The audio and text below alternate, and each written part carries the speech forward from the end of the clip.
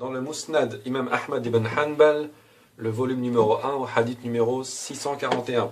Regardez bien car il y a un lien avec l'exégèse que je viens de lire. Regardez attentivement. It was narrated that Zadan Abu Umar said, I heard Ali in Al-Rahba when he was adjuring the people and asking who had been present with the Messenger of Allah sallallahu alayhi wa alihi on the day of Ghadir Khum. When he said what he said, 13 men stood up and testified that they had heard the Messenger of Allah sallallahu alayhi wa alihi say, if I am a person's Mawla, Ali is also his Mawla. Regardez bien, cet événement donc s'est passé à Ghadir Khum. Et rappelez-vous ce qui avait été écrit dans le Tafsir Ibn Kathir, le volume numéro 4 donc, à l'exégèse de la sourate numéro 42, au verset numéro 23. En outre, il est rapporté que l'envoyé de Dieu sallallahu alayhi wa alihi a dit dans son discours de Ghadir Khum, je laisse parmi vous les deux arrois, le livre de Dieu et ma famille. Donc, nous savons que le prophète sallallahu alayhi wa alihi a désigné Ali alayhi salam comme étant son Mawla lors de plusieurs événements. Et je vais vous le montrer juste après. Et nous savons désormais qu'il a également désigné le même jour où le prophète sallallahu alayhi wa alihi a dit qu'on devait prendre pour guide le Coran et les Ahlul Bayt. Et juste après, il a désigné Ali alayhi salam comme étant son Mawla. Il y a 13 personnes qui en sont témoins. Et je dis cela étant donné que l'événement de la désignation comme étant Mawla se passe à Ghadir Khum et que le hadith des deux charges se passe également le jour de Ghadir Khum. Donc là, c'est clair et net. Imaginez-vous le prophète sallallahu alayhi wa alihi en face de vous, qui est en train de vous dire que la mort va bientôt venir à lui. C'est le prophète sallallahu alayhi wa alihi. C'est lui qui vous a enseigné toute la religion. C'est l'homme le plus parfait de toute l'humanité. Et il est en train de vous laisser une responsabilité, de vous désigner un guide duquel, si vous vous éloignez, vous serez égaré à tout jamais.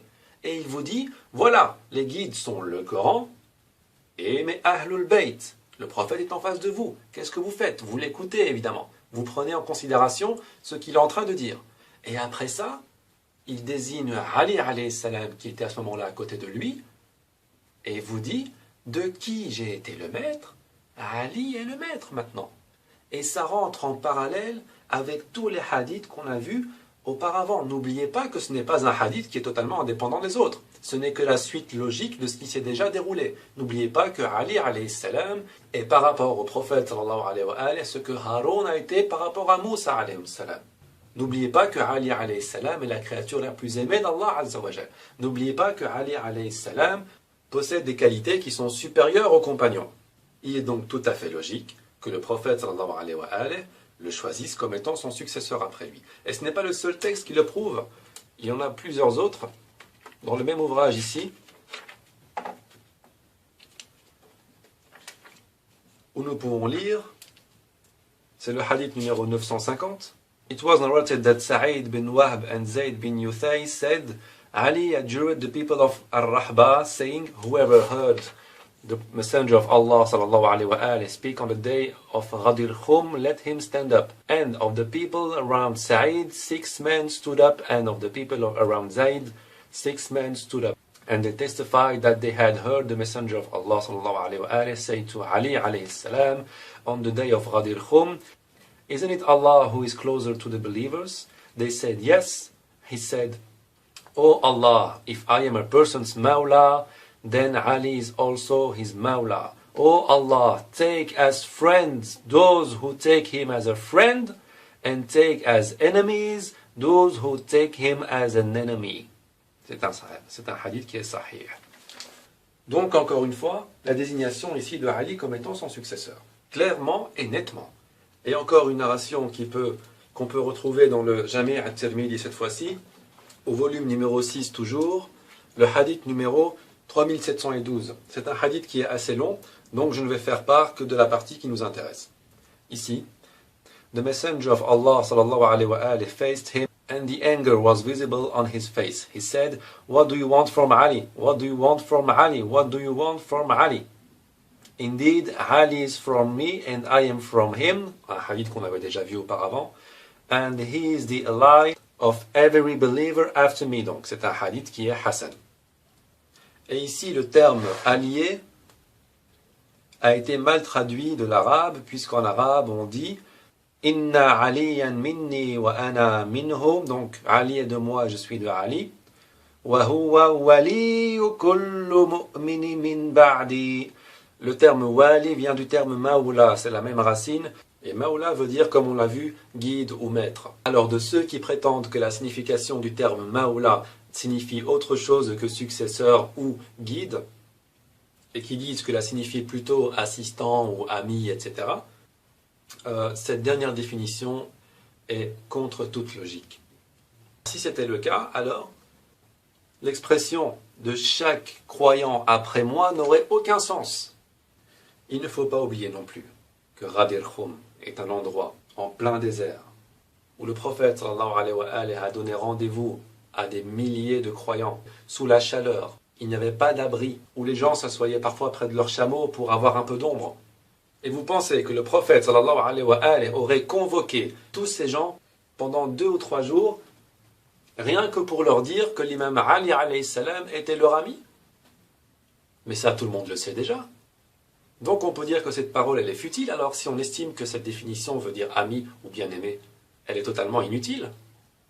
Car il n'y avait personne au sein de la communauté musulmane qui ignorait ce lien étroit qui existait entre le prophète sallallahu alayhi wa alayhi et Ali alayhi salam. C'est une information dont tout le monde est au courant.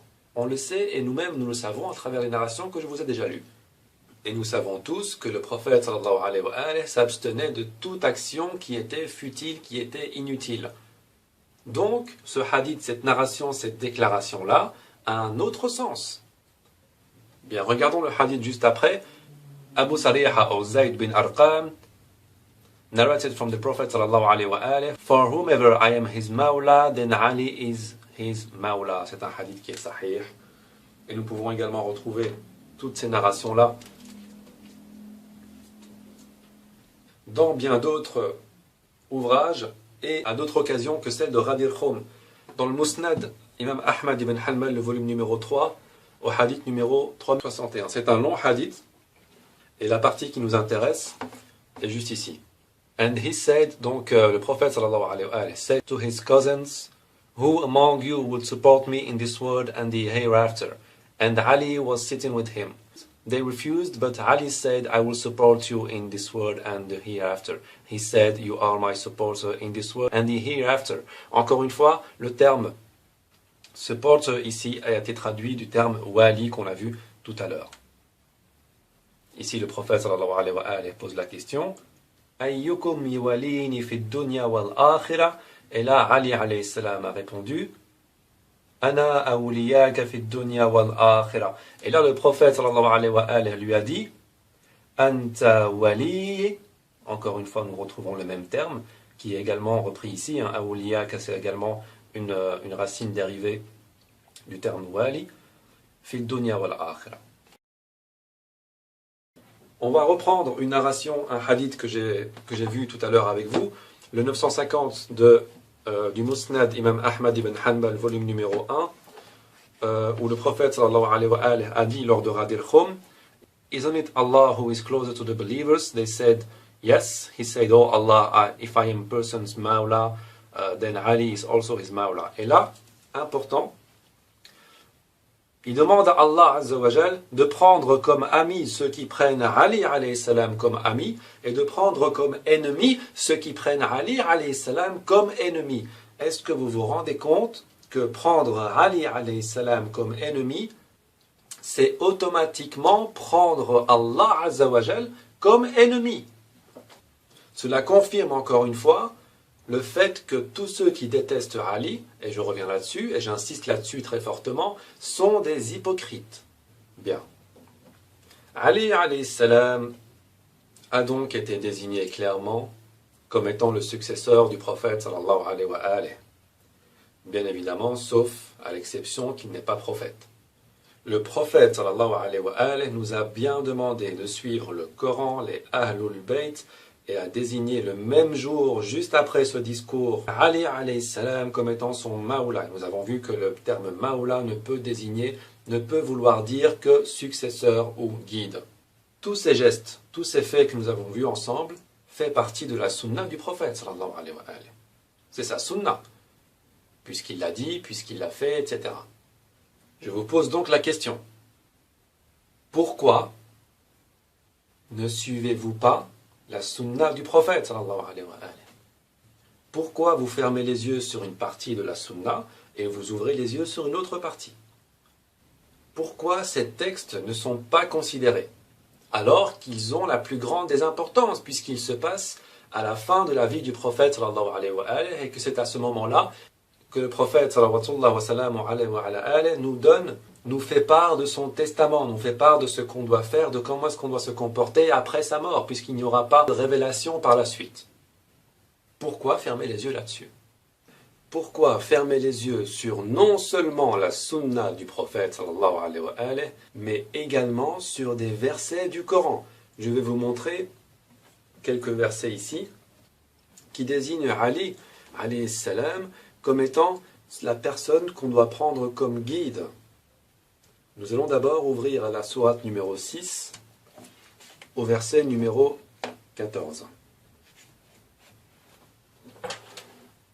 Ici, c'est pour avoir une confirmation de la signification du terme wali ou maula qui est utilisé dans les hadiths que je vous ai montrés. Regardez. Dit, prendrai-je un protecteur autre que Dieu? Entre parenthèses, il est mis guide ou ami. D'accord? Et en arabe, on dit قُلْ أَغَيْرَ اللَّهِ أَتَّخِذُ وَلِيًّا فَاطِرِ السَّمَوَاتِ وَالْأَرْضِ. Prendrai-je un protecteur autre que Dieu, créateur des cieux et de la terre? Ce terme apparaît dans plusieurs autres sourates et plusieurs autres versets. On va rester dans la même sourate pour l'instant et on va aller vers le verset numéro 62 où il est dit « Ensuite, ils seront ramenés vers Dieu, leur protecteur et maître véritable. » En arabe, ça donne « Thumma ruddu ilallahi mawlahumul haq » Encore une fois, le terme maula qui est utilisé ici et qui est traduit donc par protecteur ou maître. En parlant bien sûr d'Allah Azza wa Jal. Dans la sourate numéro 33, au verset numéro 3, وَالَّذِينَ اتَّخَذُوا مِن دُونِهِ أَوْلِيَاءَ. Encore une fois, ici, nous retrouvons le terme wali. Le terme wali ici est clairement utilisé lorsqu'on parle d'Allah Azza wa Jal pour définir le maître, le guide. Vous allez me dire, oui, mais où est Ali? Où est Ali? Attendez, patientez doucement. Regardez, à la sourate numéro 5, verset numéro 55. Vos protecteurs ne sont que Dieu, 1, son prophète, 2, et les croyants qui accomplissent la prière et font l'aumône en s'inclinant, 3. En arabe, Innama waliyukum. Donc encore une fois, waliyukum, qui est exactement le même terme utilisé dans les autres versets pour désigner un maître. Innama waliyukum Allahu wa rasuluhu walladina amanu alladina yuqimuna as-salat wa yutuna az-zakat wa hum raki'un. Ici, nous voyons que le même terme maula, wali, s'applique à 3 catégories de personnes différentes. Bon, je dis personne pour faire plus simple, mais on sait tous que Dieu Azza wa Jal n'est pas une personne. Donc la définition du terme wali s'applique premièrement à Allah Azza wa Jal, d'accord?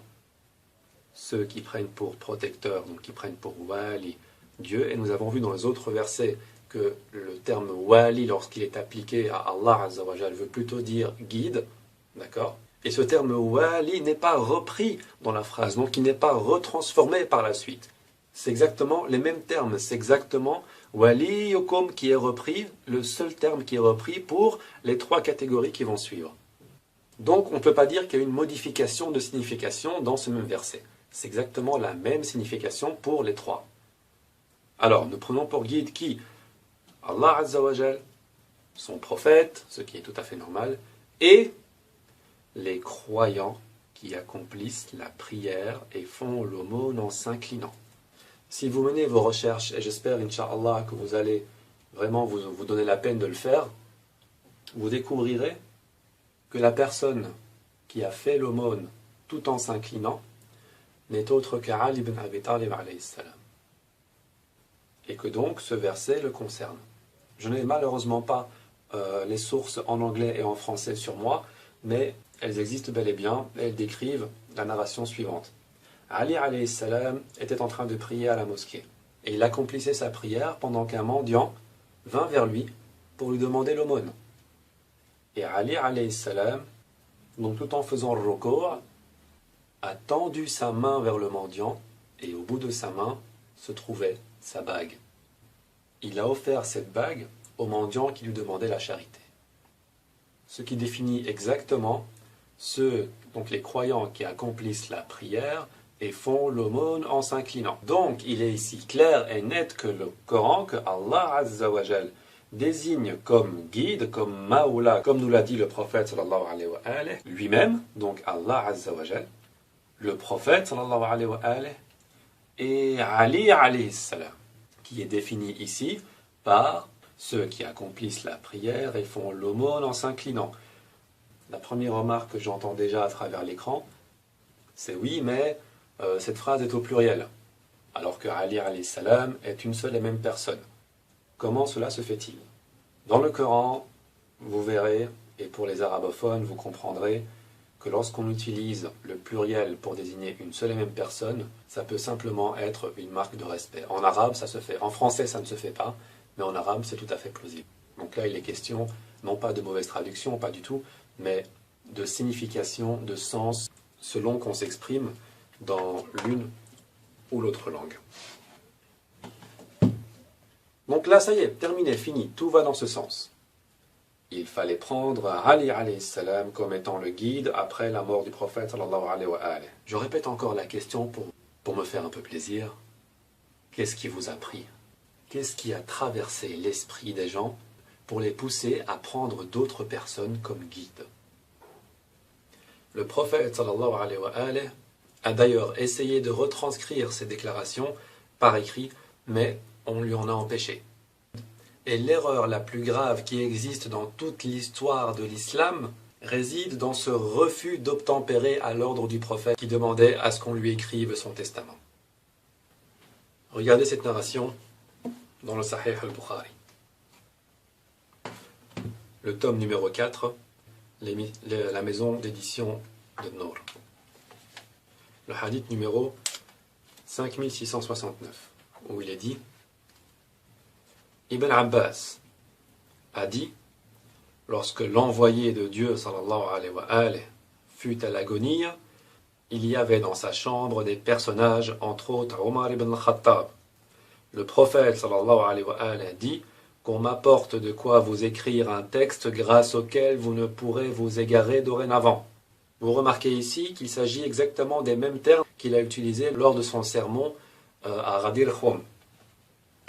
Comme donc mentionné dans le Tafsir ibn Kathir, comme nous l'avons vu tout à l'heure, où il est dit: Ô gens, je laisse parmi vous ce à quoi, si vous tenez, vous ne serez jamais égarés. Ici, qu'on m'apporte de quoi vous écrire un texte grâce auquel vous ne pourrez vous égarer dorénavant. Entre ces deux événements, ne s'est pas écoulé beaucoup de temps, puisque le prophète sallallahu alayhi wa alayhi était déjà malade et sentait déjà qu'il allait bientôt partir.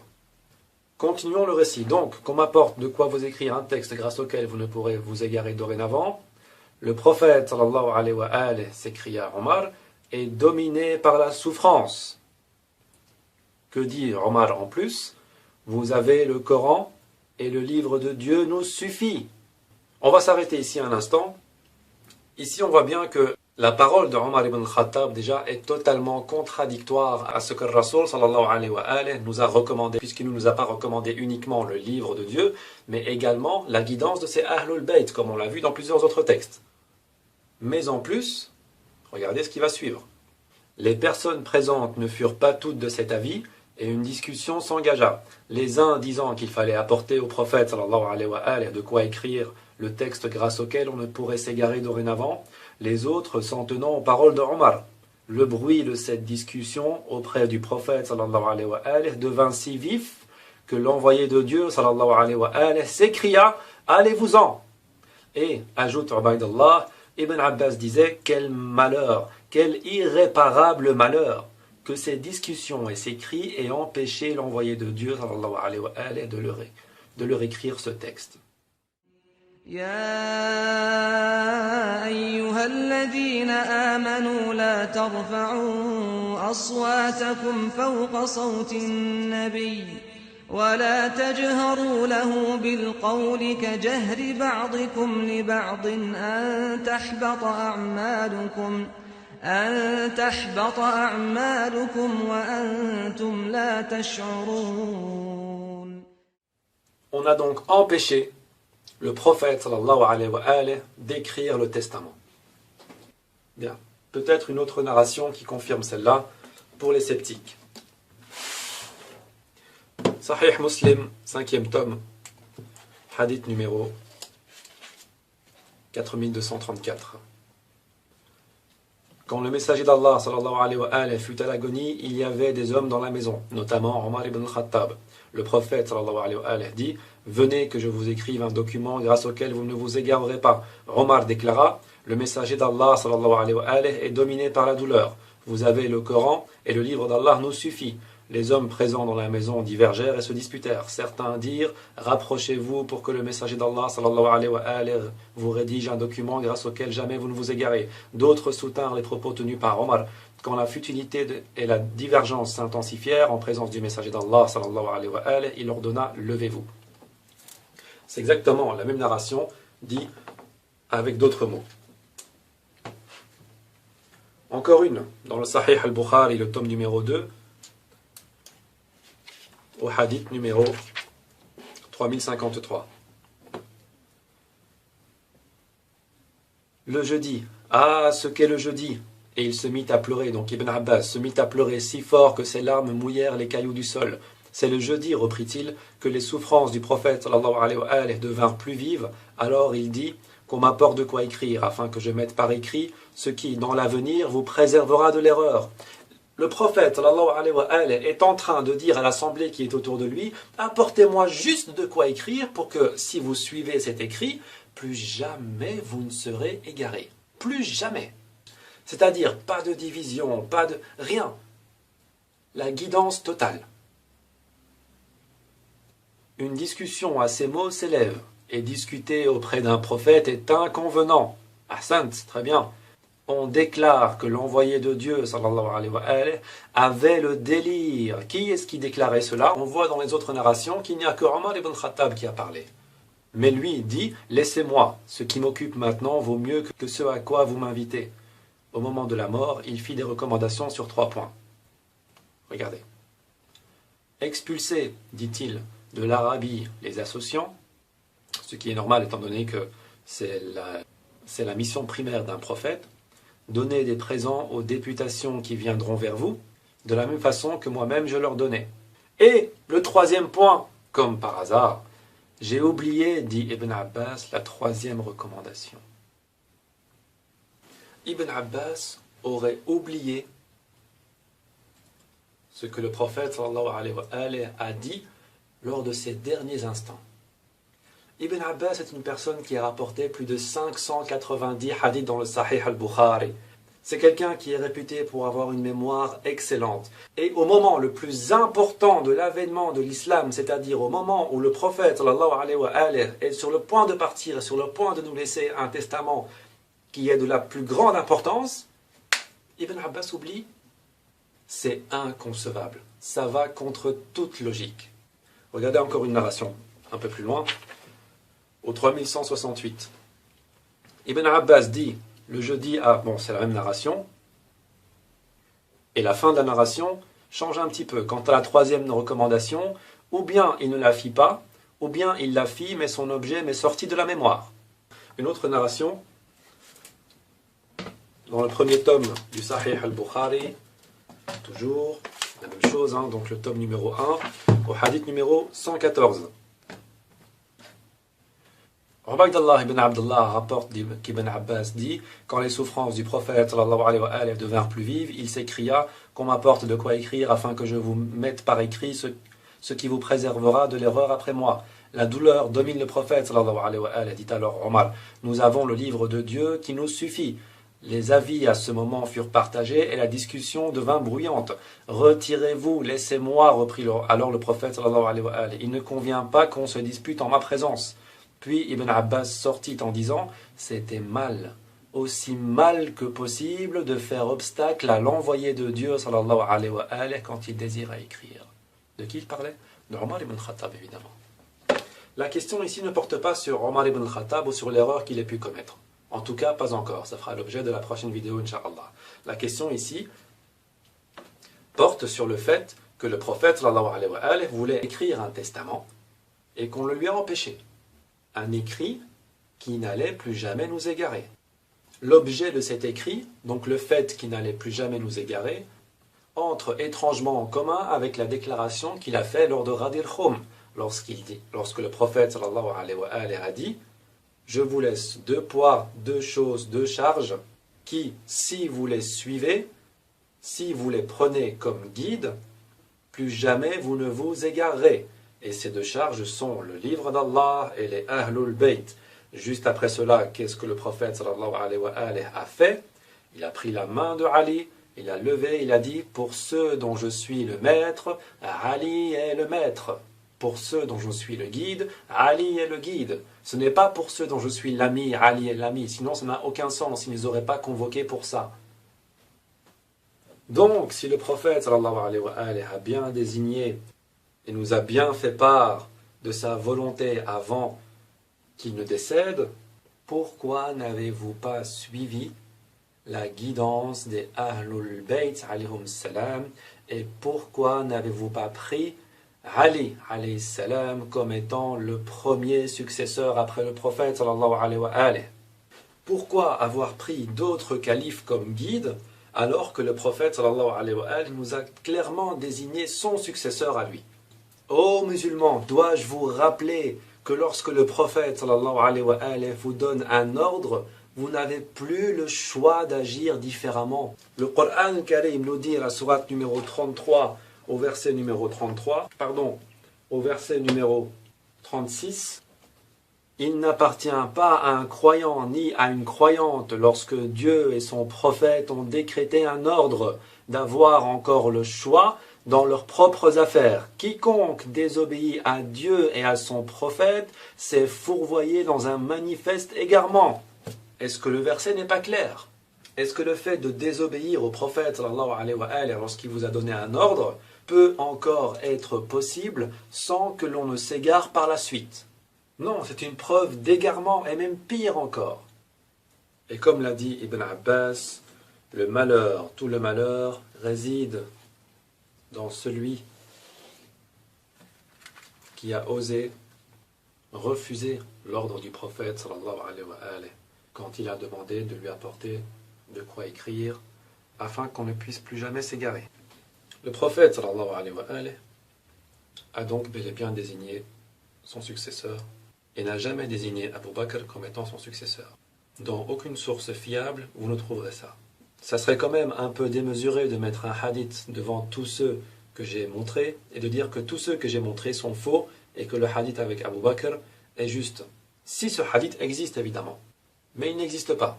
Nous savons très bien comment Abu Bakr a été désigné et ça fera l'objet de la prochaine vidéo, Inch'Allah.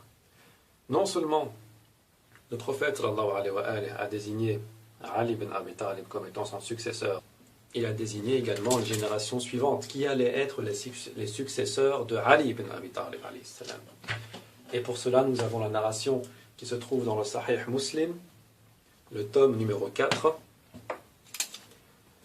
au hadith numéro 4700. Ici, c'est les suivants, où nous pouvons lire « J'ai entendu le prophète sallallahu alayhi wa sallam dire « Le commandement des gens perdurera tant qu'ils seront gouvernés par 12 hommes. » Puis le prophète sallallahu alayhi wa sallam prononça des paroles qui m'échappèrent. Je questionnai alors mon père « Qu'a dit le messager d'Allah sallallahu alayhi wa sallam ?» Il répondit « Ils seront tous de Quraysh. » 4709 par exemple, le prophète sallallahu alayhi wa sallam a dit « Ce commandement demeurera puissant jusqu'à la fin du règne de 12 califes. » Puis il prononça quelque chose que je ne compris pas.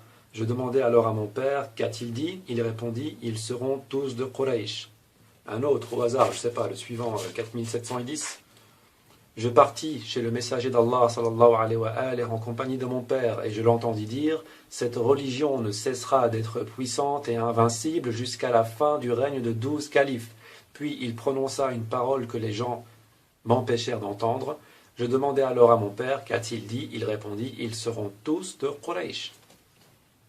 Le prophète sallallahu alayhi wa alayhi, donc, a clairement désigné, et pour les sceptiques, je peux très bien montrer cette même narration dans le Sahih al-Bukhari, le tome numéro 4, au hadith numéro 7222, où il est dit: j'ai entendu le prophète sallallahu alayhi wa alayhi dire qu'il y aurait 12 princes, et il ajouta des paroles que je n'ai pas entendues, mais mon père m'a dit que ces paroles étaient: tous seront des Qurayshites. Bien.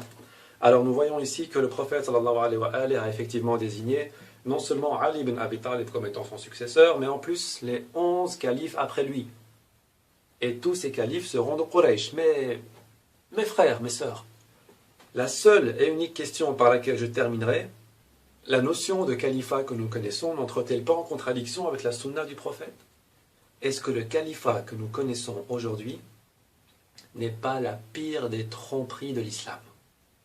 Alors vous pouvez m'insulter, vous pouvez me traiter de tous les noms si c'est moi qui apporte un ijtihad personnel et que je me trompe. Là, vous êtes en droit de m'insulter, et je l'accepte. Mais là, ce n'est pas le cas. Je suis en train de vous montrer des preuves comme le Coran al-Karim, le Sahih al-Bukhari, le Sahih Muslim et plein d'autres encore, qui vont tous dans le même sens. C'est-à-dire que le califat que nous connaissons, en tout cas le califat dont on nous a toujours parlé à l'école, dans les émissions, nos parents, etc., est un califat usurpé, illégitime, contradictoire à la sunna prophétique. Ce n'est pas moi qui le dis. Ce sont les sources que vous voyez là. En faisant ces analyses, il y a mille et une questions qui me traversent l'esprit. Pourquoi, malgré sa position très avantageuse par rapport au prophète sallallahu alayhi wa alayhi, Ali alayhi salam n'a pas été le premier calife? Pourquoi est-ce que Omar ibn al-Khattab a empêché le prophète sallallahu alayhi wa alayhi d'écrire un testament en prétextant que le livre d'Allah nous suffit, alors que le prophète sallallahu alayhi wa alayhi a bien dit qu'il y avait le livre d'Allah et les Ahlul Bayt?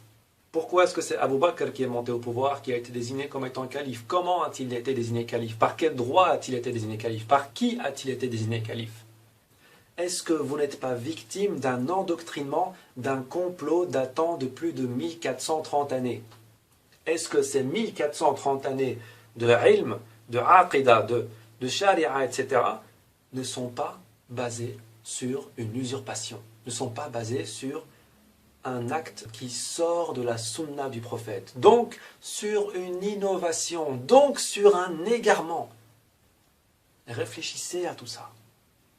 Quelques réponses viendront dans la prochaine vidéo, Inch'Allah. Merci d'avoir suivi. Assalamu alaikum wa rahmatullahi wa barakatuh.